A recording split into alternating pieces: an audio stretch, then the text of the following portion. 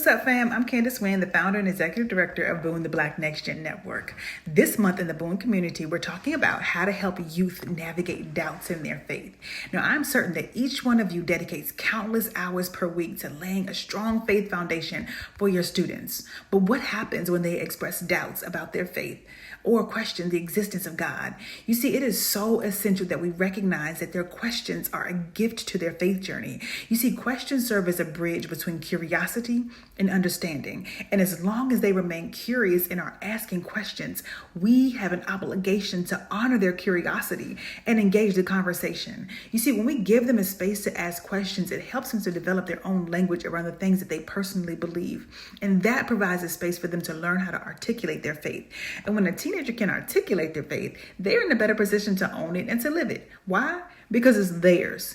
When we are available and respect their journey and are intentional in our approach, we set them up for a more resilient faith foundation. You see, when we don't provide the space for questions, or maybe even some doubt sometimes, it indirectly tells them that God can't handle their questions and that God is too fragile for their questions. And it tells them that they're supposed to just blindly follow.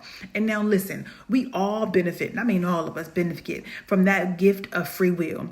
The gift of free will is a key indicator that God does not want us to be coerced into a relationship, that God wants us to independently choose God.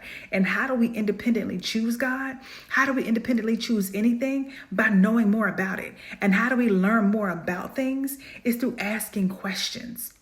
One question that I hear floating around a whole lot lately is about whether or not Christianity is authentically ours, or if it was just another thing given to enslaved Africans through colonization. Now, that question right there is one that can make a teenager and even some adults have some questions.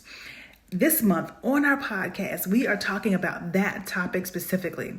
We're talking about the Black experience in Christianity and how to engage teenagers on that subject. So be with us this month in the BOON Community Facebook group, and let's talk more about this thing.